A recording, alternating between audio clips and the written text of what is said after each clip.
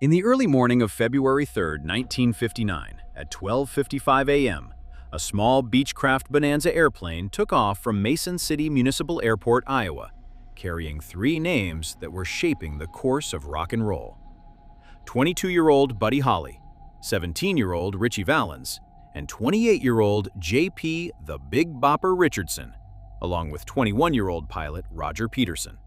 5 minutes after takeoff, amidst a snowstorm, the plane crashed in a frozen cornfield near Clear Lake. There were no survivors. This became history, became music, became a symbol. But the wreckage scattered in that cornfield shows something else. In just a few minutes of flight, the pilot completely lost visual reference and had no training to operate the aircraft using only instruments. And the most unsettling point is that nothing there began in the sky. Buddy Holly was no longer just another name in rock. In less than 2 years, he had placed songs at the top of the charts, taken control of his own recordings, and begun using the studio as an extension of the songwriting process. He wrote, produced, played, and decided on the sound. This was not yet standard in 1958. But in that January of 1959, he wasn't in the studio. He was crossing the American Midwest in a converted school bus, fulfilling a tour with 24 dates in 3 weeks, without sufficient breaks and with long journeys between cities.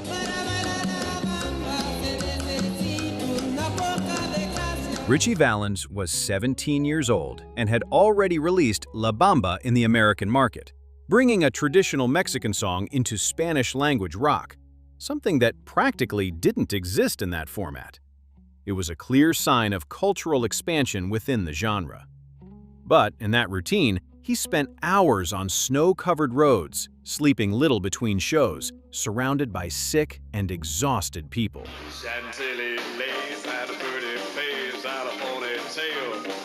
The Big Bopper came from radio, with stage experience and a stage presence built on the microphone. Chantilly Lace had put him on the charts, and his compositions were already circulating with other artists. On tour, he had a fever. Holly's band's drummer was hospitalized with frostbite on his feet during the tour. This wasn't an isolated setback. It was a direct result of the conditions they were traveling in. And it is within this context that the decision is made. After the show at the Surf Ballroom in Clear Lake, Buddy Holly decided he wouldn't continue to the next city on that bus. He needed rest, he needed to recover his body, and he needed to arrive early to reorganize his schedule. Chartering a plane seemed like a simple solution. 3 seats were available. Initially, Holly, Tommy Alsop, and Waylon Jennings. The Big Bopper, with a fever, asked for Jennings' seat.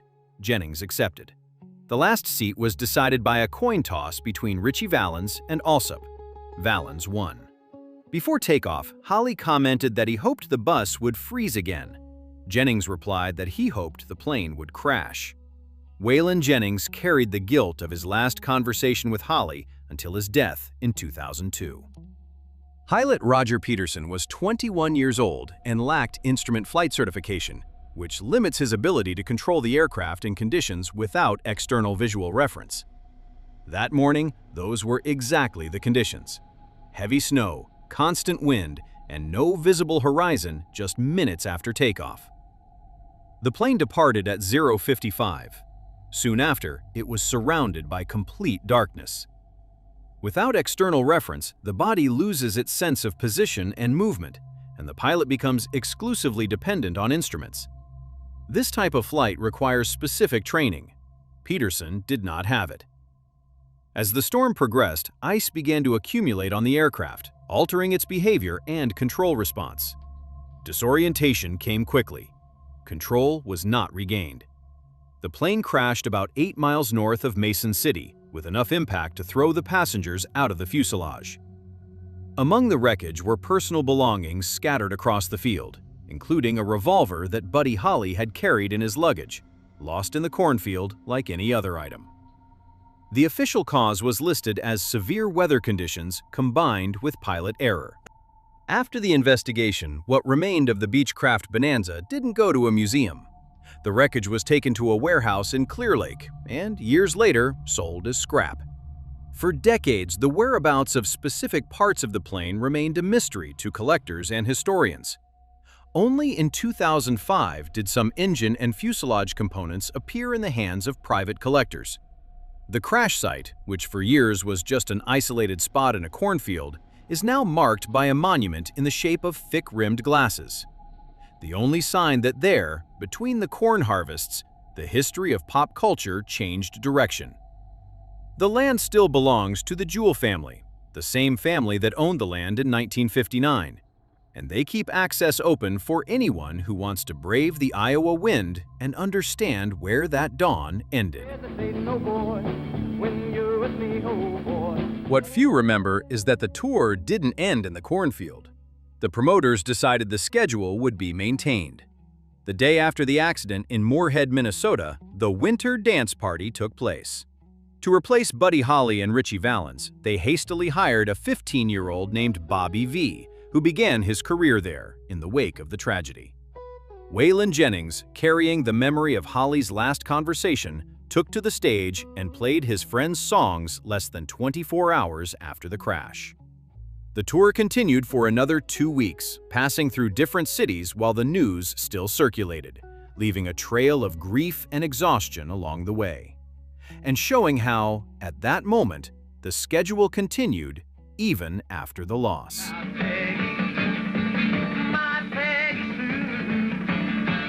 The deaths of Holly, Valens, and Richardson were the first major shock of reality for a genre that had yet to experience tragedy. Rock and roll was only 5 years old when the plane crashed, and that impact on the Iowa ice solidified the image of young music as something dangerous and visceral. More than the end of a tour, it was the premature end of an era of optimism. Buddy Holly's fingerprints were imprinted on everything that came after. Without him, the Beatles wouldn't even have that name, and Lennon made it clear that, without Holly, they wouldn't even exist.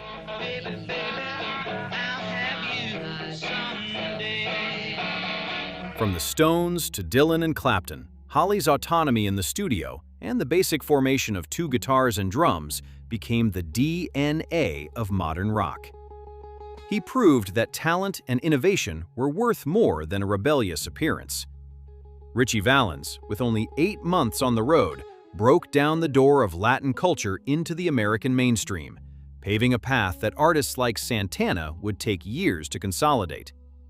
And Richardson, the Big Bopper, showed that radio personality and commercial songwriting could dictate the rhythm of the charts with intelligence and humor. But what truly hurts is the what if. Holly had been married for months, with a child on the way he would never see, and exploring orchestrations that rock would only discover years later. Valens was 17 and hadn't even scratched the surface of his own potential.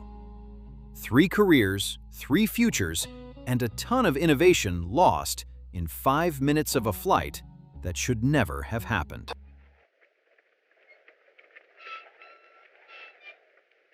This story in from Clear Lake, Iowa. 3 of the nation's top rock and roll singing stars, Ritchie Valens, J.P. the Big Bopper Richardson, and Buddy Holly, died today with their pilot in the crash of a chartered plane. Their 4-seat, single-engine plane never made it off the ground. It crashed minutes later. And Holly, 21, and Valens, a 17-year-old recording sensation, were thrown from the wreckage. The impact of N3794N didn't just affect careers, it directly impacted families. Maria Elena Holly, married to Buddy Holly for only 6 months, was pregnant when the plane crashed.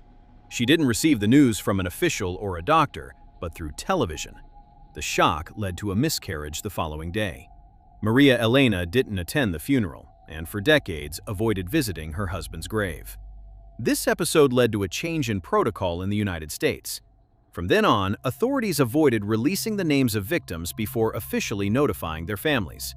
Buddy Holly's death ultimately influenced this procedure.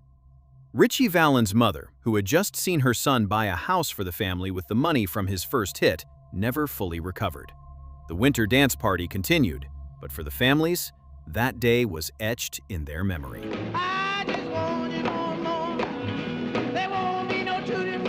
The accident of February 3, 1959 didn't end rock and roll.